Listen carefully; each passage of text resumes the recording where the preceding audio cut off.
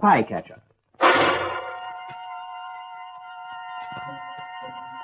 A series of true stories of the unceasing search for enemy spies in wartime, based on the memoirs of Lieutenant Colonel Oreste Pinto of the Allied Counterintelligence Service. This week's story is entitled Double Agent. The part of Colonel Pinto is played by Bernard Archard.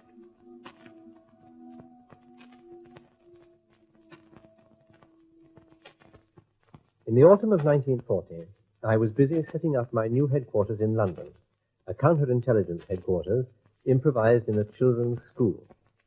It was being set up in haste to deal with the stream of wartime refugees from Europe and to seek out traitors and potential spies. The British evacuation through Dunkirk was over. Denmark, Holland, Belgium and France had been occupied by the Germans, and Britain stood alone. Allied air reconnaissance showed that a fleet of barges and small craft had been assembled along the coast of Europe for the invasion of Britain. It was autumn, and the weather was right for an assault from the sea. We had made other improvisations. Specially trained officers had been left behind on the continent to warn us of danger.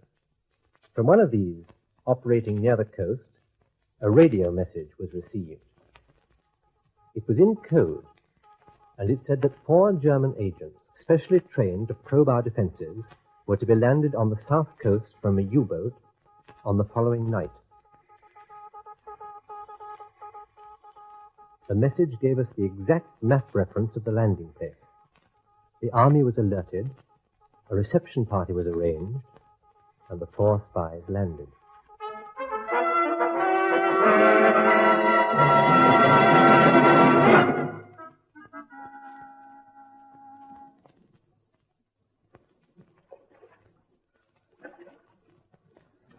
Careful with your paddles.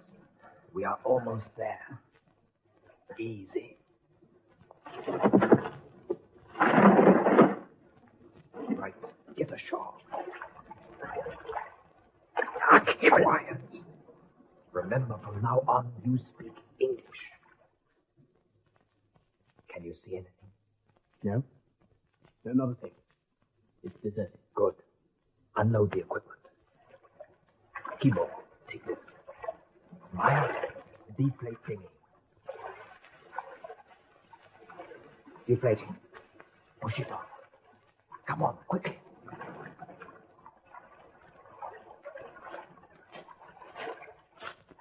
Oh, stay where you are! What the? It's soldiers. Run! After the sergeant, right, sir. Run in! Hold him there. Give me this arm. We have 3 of them, sir. One has got away. I'll put a guard on the 3. Spread out and make a search. Very good, sir.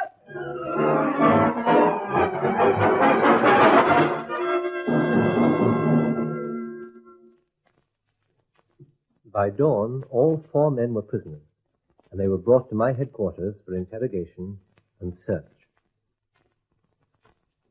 Wallet. Keys. Quite a collection. What do you think of the clothing, sir? I think it's a very thorough job. It's English cloth. They've been cut by an English tailor. Mm-hmm. The money's genuine. Even their identity cards are the correct color for aliens, and correctly filled in and stamped. Have you seen their radio set, sir? Yes. Yes, they're very powerful. Well, take charge of this equipment. I'd like to see the 4 men. I'll see Valberg first, in my room. Yes, sir.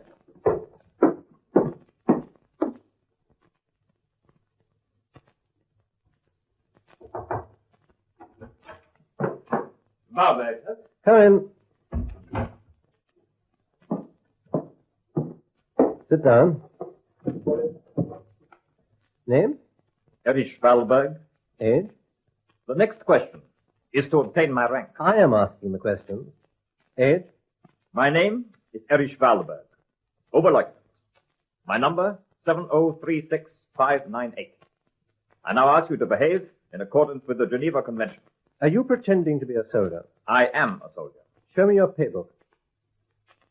Paybook? You have all the information I'm required to give you. May I leave now? Try it. If you claim to be a soldier, Valberg, where is your uniform? Where are your identity tags? And where is your paper? You can't answer.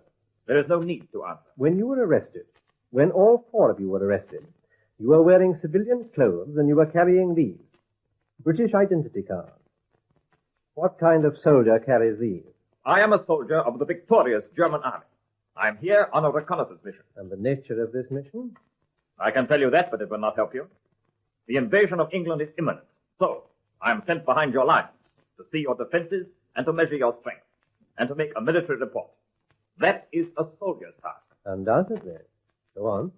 In this way, the Belgian army was destroyed. So was the French army and the Dutch army. Now it is England. In 1 month, our army will be here. In 2 months, the Führer will drive in victory through London. So that is the plan. Yes. And in my opinion, you are not a soldier, you're a spy. You will know better than that when my regiment is here. They will expect to find me alive. If I am not, they will shoot you.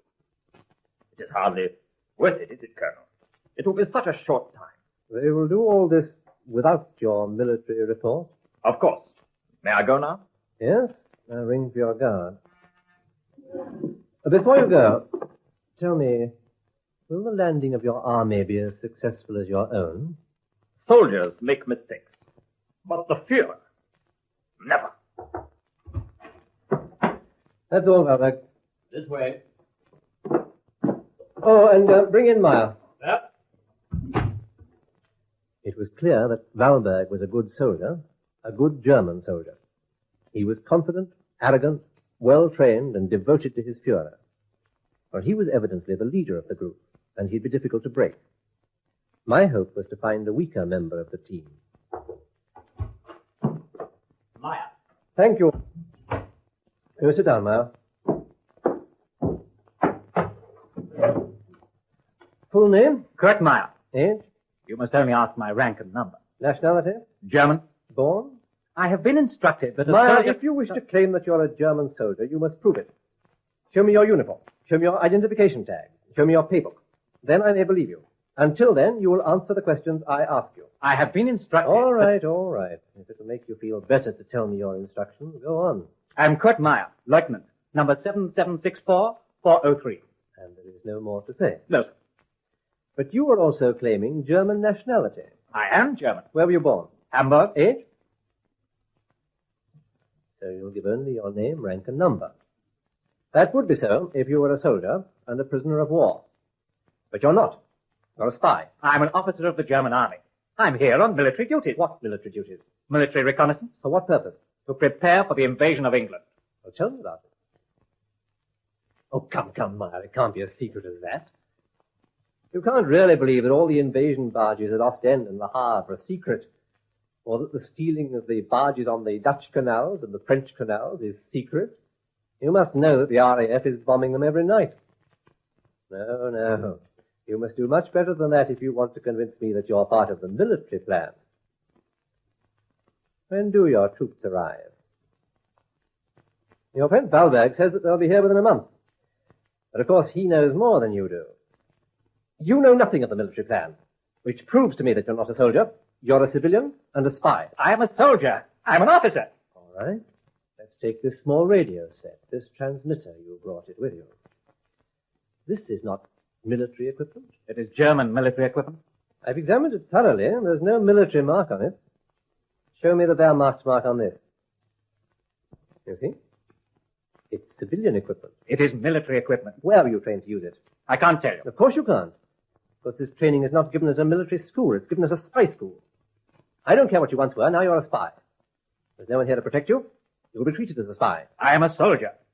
Prove it. In 1 month, my regiment will be in London. If I am not alive, you will be shot. Will that be proof enough? No. It will not be enough. Sir? Take him away. Heil Hitler! This way.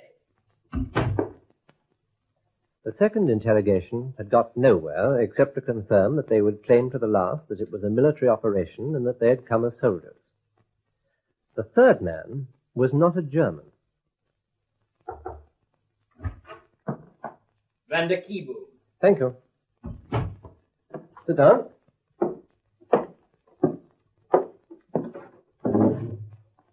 Name? Jan van der Kiebon, sir. Age? 24. Nationality? Dutch, sir. Dutch? Well, perhaps you'll tell me why you've come to England. Well, yes, sir, that's what I want to tell you. I was lucky to get here in time. In time for what? To tell you about the invasion, sir, about the German plans, and why we were sent here. Why the four of you were sent here. Yes, sir. Wallenberg and Meyer claim that they're soldiers, that all four of you are German soldiers. No, sir. They are spies. Like you? Well, yes, sir, like me, except that I'm an Allied spy. You understand that I'm a loyal Dutchman, sir, and that I've come here to help. A very dangerous undertaking. Yes, sir, but it had to be done. Someone had to come and warn you. About what? About the German plan, sir, about this spy group and what they'd come here to do. I know how they were trained, sir, and what their orders were. You are telling me that they are German spies, Yes, sir. and you are an Allied spy. Yes, sir. Well, how did you manage to join this spy group? But the idea came to me at the hotel, sir. Which hotel? The George Hotel, sir, in Amsterdam. I worked there. The hotel is now used by German officers, senior officers. You learn a lot in an hotel, sir, just by hearing them talk over drinks in the evening. I heard them talk about the invasion of England, how they were commandeering barges and small craft to send an army to England, and then I heard them talk about a new spy school that was started. That gave me the idea. I speak good English, so I asked them... Asked whom? Herr Schreider, sir. I served him often at the hotel and looked after his table in the evening. I told them I was prepared to come to England to spy for them. You understand that I shall require proof of all this? Yes, sir. I can give you proof. When our troops appeared and challenged your group, 3 surrendered, but 1 ran off. Yes, sir. I ran off. If you'd come to warn us, why did you run away? It was a surprise, sir. It was dark, and we were already sure that we'd landed safely. Suddenly there was shouting and rifles pointed at us. I thought I was going to be shot. I had information to give you. It would have been terrible to have been killed before I could tell you I was friendly. I wanted to hide until the shooting had died down. But there was no shooting. No, sir, but I thought they were going to shoot us. They had quite a search for you. Yes, sir. If the soldiers hadn't found you, what would you have done? Well, I would have waited until they'd gone and then given myself up to the civil authorities, to the police, and told them that I had information. I wanted a chance to prove that I am a loyal Dutchman. But instead you were captured with all the equipment of a German spy and hiding in a ditch. Yes, sir. You say that you had special training for this mission. Where have you trained? The Zorgvliet, sir. It's a new spy school at The Hague. How long were you there? 1 month. Oh, but I've got a lot of information about it. I can give you the names of the instructors, the methods they teach, and the names of traitors who are being trained there. 1 month. Was that the extent of your training? Were the others there for 1 month? No, sir, they were already there when I arrived. They were from the German army, sir, and they were having special training for military work. I was sent to join their group. We all had different work to do. What kind of work? Wallenberg and Meyer had to stay near the south coast and report on defenses there, and the beaches. They had lots of training with maps. And they were to report on military camps and barracks, and on the strength of units and equipment. The Germans believed the British lost all their equipment at Dunkirk, and they were to report on new types of equipment. And later, they were to receive other spies for sabotage. And your job? Well, I was to go inland to the towns and later to London. I was to report on the people, what they were saying about the defeat in France, and to get information about important buildings in London so that they could be bombed. What else? To get information about airfields. The airfields are to be bombed first, before the invasion begins. Yet you risked your life to come here for this Holocaust. Yes, sir. Why? I hate the Germans. At least I've done my bit. I made sure that this lot will send no information back. Wallenberg and Meyer say that they are soldiers. They are not, sir. They are spies, and they are trained as spies. I can give you this proof. And this invasion that you heard them talk about, does the operation have a name? Yes, sir. Operation Sea Lion. That's very appropriate. You seem to have been impressed by their plans for it. Yes, I know about the plans. They already have enough barges from the Dutch canals and from the Rhine to transport a whole German army and all its equipment. And we have nothing to meet it with. Well, that's what they say, sir. Tell me, how were you enlisted for this spy school at The Hague? Well, I told you, sir, I volunteered. But it isn't easy just to volunteer to be a spy. And you're not a German, you're Dutch. Since you say that you're a loyal Dutchman, I take it that you've not previously been working for the Germans. Well, no, that is the point, sir. I told you I worked at the Hotel George in Amsterdam, Well, as you know, sir, it was always a favorite hotel of the Germans coming to Holland. Before the war, they came as businessmen, but they were really army officers meeting Dutch traitors. Well, sir, when the Germans did invade our country, I tried to get to England, but I couldn't. In the end, I returned to my job at the hotel. And the same Germans were back, this time in uniform. And the same traitors were back, fawning on the Germans. Oh, it made me sick. Well, the Germans remembered me from the past years, and I heard a lot that wasn't meant for my ears. I heard about the invasion plans, and I heard about the new spy school, and it was then that I volunteered. Who did you speak to? Herr Schreiber. He's the senior man at the school. He was interested. We had a long talk in his room one evening when I was off duty, and he said he would send me to the spy school. For screening? Yes, sir, for screening. And you passed this test? Yes, sir. Did you find it difficult? Oh, it was very thorough. It was to test your belief in the Nazi philosophy, your unfailing devotion to Hitler, and your loyalty to the Third Reich. Yes, sir. Well, Herr Schreider's staff are very efficient. How did you manage to outwit them? By knowing all the answers. You see, sir, before the occupation, these German businessmen were always leaving Nazi propaganda at the hotel and in their rooms. It was done to encourage traitors, sir, to get recruits for the Bund. And of course, I read a lot of it, and when I made this plan, I had no difficulty in getting hold of the books and learning all the answers. Nevertheless, to hate the Germans and to pass Herr Schreider's screening is a commendable feat. Oh, they'd known me for a long time, sir. You might say I was working for the Germans, serving them with drinks and looking after them. Hating the Nazis and looking after their comforts, that must be difficult, too. It is, sir. But many good Dutchmen have to do it. It must be very depressing. Well, on that note, we'll call it a day. What do you say? Yes.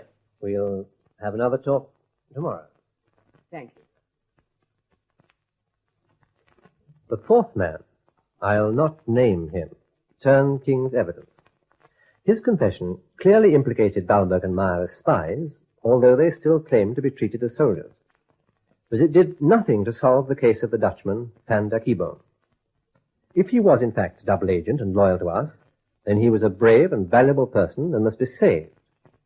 But if he was lying, if he was a Nazi agent trying to play out time until the invasion, he was doubly dangerous. I decided to speak again with the ardent Nazi, Walberg. Walberg, you still claim that you should be treated as a soldier, as a prisoner of war. Yes, these are our rights, under the Geneva Convention.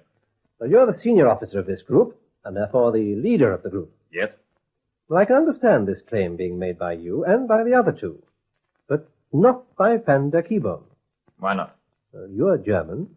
He's not. He's Dutch. The Führer has spoken on that. The Dutch are close to the German people.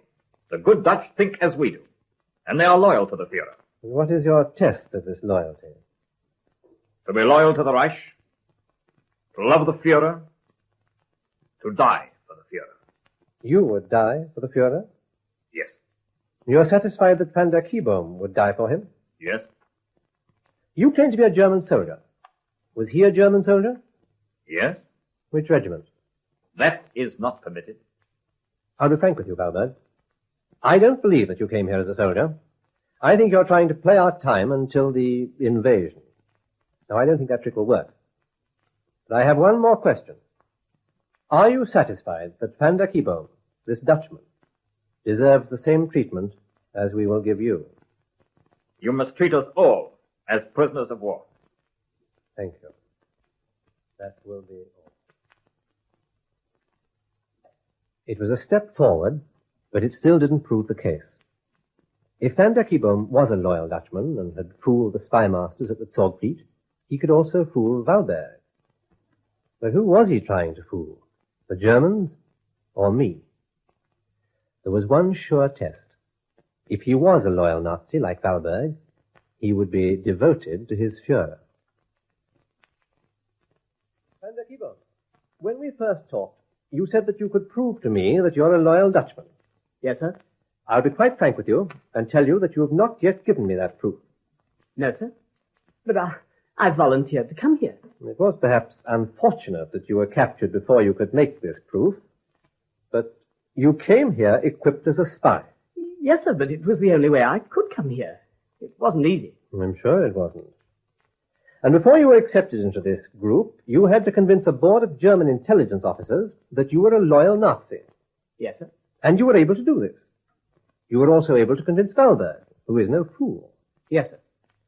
Well, now you have to convince me that you're a loyal Dutchman. I am, sir. I'm loyal to the House of Orange. I am a patriot. Your friends Valberg and Meyer... They're not my friends. Valberg and Meyer are intent only on staying alive until their regiment arrives to rescue them. They were told to do that. You were all told to do that. Yes, sir. Well, they must have great faith in their Führer. One could almost admire them, if it wasn't so silly. Yes, sir. Well, there's no hurry. We have all the time there is. Just tell me anything you like about your feelings, your loyalty. Here they are. Do you know what these are? They're darts. It's a very popular game in this country. Do you know it? No, sir. Well, the men have challenged the officers to a match this evening, and of course the officers mustn't lose, but I'm not very good at it. Do you mind if I practice while we talk? You can take your time. Pull a chair over a bit. You'll see better. The English consider themselves very good at this game, but it's quite simple, really. You have 3 darts, and it should be played on a board, a kind of target. But I find that this is much better for my game. A picture of the Führer. This is the popular one, isn't it? His own favorite. Brown shirt, armband with the swastika, arms folded. It was taken by his favorite photographer. Wasn't it? I pin it up about here.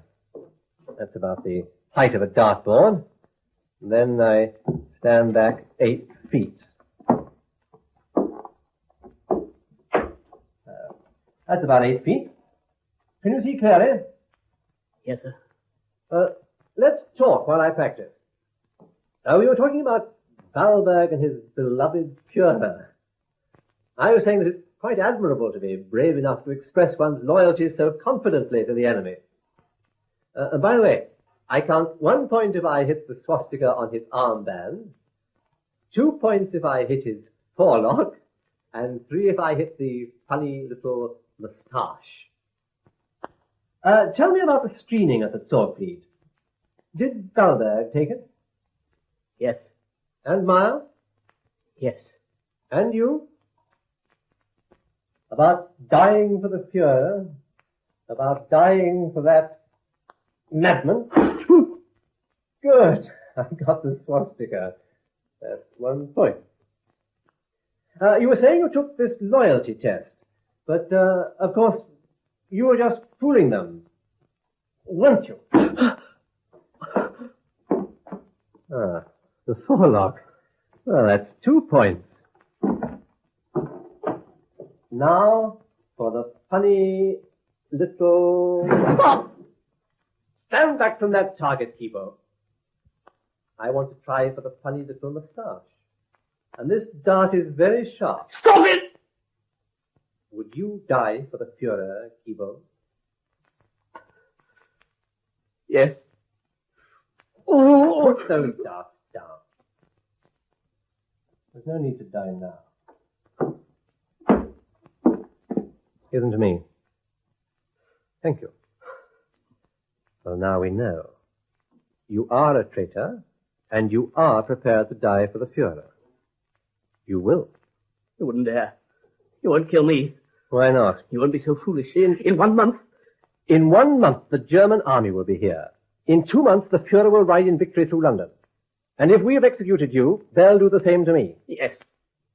Has it occurred to you that they'd kill me anyway? For using the Führer as a dartboard? Well, you would tell them, wouldn't you? So what have I to lose? Sit down. Now, there'll be no bargains, no arrangements. I'll not be intimidated by you, or Valberg, or Meyer. I'm satisfied that you came here as a spy. You wish to make a statement? Right. It begins, I, Jan van der Kieboom, a Dutch national. Go on from there, Kieboom.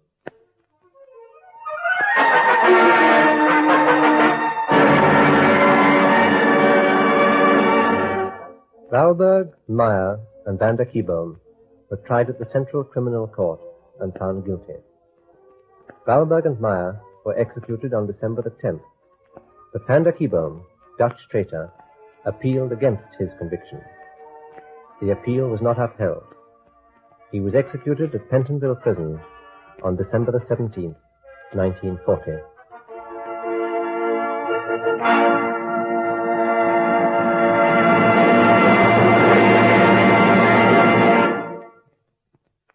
You've been listening to Spycatcher, with Bernard Archard as Colonel Oreste Pinto. The script was written by Robert Barr, and the program produced for the BBC by Charles Maxwell.